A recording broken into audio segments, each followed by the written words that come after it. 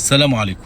ازيكم يا جماعه، عاملين ايه؟ ولسه مكملين في قضيه احمد رفعت، واللي مش هنسيبها لحد لما اللاعب ده فعلا يرجع له حق. شفنا التطورات اللي حصلت خلال اليومين اللي فاتوا دول في القضيه. اول امبارح وليد دعبس رئيس نادي مودرن سبورت حاليا، اللي هو فيوتشر سابقا اللي كان بيلعب فيه اللاعب، قدم استقالته وتنحى تماما عن المشهد الرياضي. النهارده شركه المتحده بتكملها وبتعلن اقاله المذيع الرياضي الشهير احمد شوبير، وقالت ان هو لا يلتزم بالمهنيه وانه لا يلتزم بسياسه القناه. فاتنين عليهم لغط كبير جدا، وليد دعبس واحمد شوبير، طول الفتره اللي فاتت ديت على كل جماهير السوشيال ميديا وكل الجماهير المصريه. الناس كلها متفقه ان الاتنين دول عليهم لغط كبير جدا، والناس كلها مش مرتاحه لهم. النهارده احنا بنشوف المشهد الرياضي بدون الاتنين دول. وكمان شركه المتحده اعلنت انه تم ايقاف برنامج احمد شوبير وبالتالي فسخ التعاقد معاه. يعني كده احمد شوبير ما بقاش موجود في قنوات اون تايم سبورتس. فدي البدايه، اتمنى يا رب تكمل على كده، وان شاء الله حق الولد يرجع، وان شاء الله التحقيقات تكمل، وكل مسؤول يقدر ياخد قرار وان هو يعمل حاجه لمصلحه البلد يعملها، ويريح الشعب المصري والجمهور من الناس دي.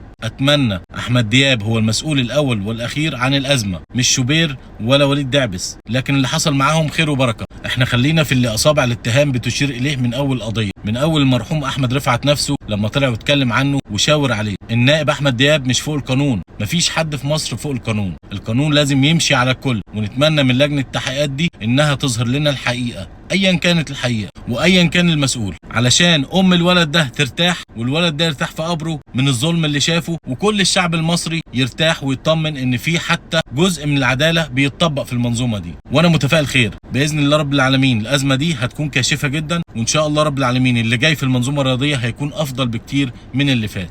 واستكمالا للتوابع، في كده حاجه حصريه ودي يمكن لسه ما حدش اتكلم فيها، لكن في مصادر بتقول ان نادي مودرن سبورت ملاكه كلهم بعد ما وليد دعبس سحب استثماراته منهم، كلهم هيبيعوا استثماراتهم واسهمهم في النادي لمستثمر خليجي. مستثمر خليجي هيكون من العيار التقيل، مش هنقول على اسمه دلوقتي، لكن في اشارات ودلالات بتبين مين هو المستثمر الخليجي ده. وعايز اقول لكم ان المستثمر ده من اللي بيجيب نجوم كبار، نجوم كبار جدا. يعني ممكن مش بعيد تلاقي نادي مودرن سبورت اولا متغير اسمه يكون فيوتشر سبورت بعد كده، ويكون فعلا مستقبل للرياضه في مصر، ويكون منافس جدا للاهلي والزمالك والبيراميدز. وتبص تلاقي عندك نجوم عالميين موجودين في الدوري المصري، وده هيطور كتير من الدوري المصري عندنا، هيطور من اداء لجنه المسابقات، وهيطور من اداء اتحاد الكوره، ومن الملاعب، ومن امور كتيره في الرياضه في مصر. فاحنا دلوقتي بنسمع اخبار، لكن مش بعيد الاخبار تبقى حقيقه في يوم من الايام. انتوا عارفين دايما ان الاشاعات او الاخبار لما بتطلع ما بتطلعش من فراغ. فلو المستثمر الخليجي ده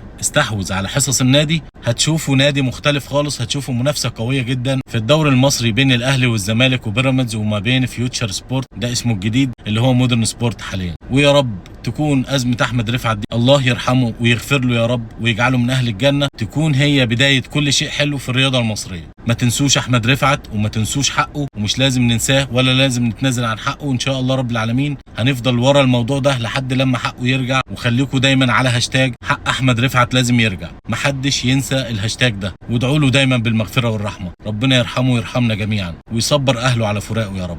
ولو انت لسه موجود معايا لحد دلوقتي يبقى انت عاجبك المحتوى، فاتمنى اللي ما اشتركش في القناه ينزل يشترك في القناه، واتمنى كلكم تعملوا لايك عشان الفيديو يوصل لاكبر عدد ممكن، وبتشرف دايما بمتابعتكم. شكرا ليكم، سلام.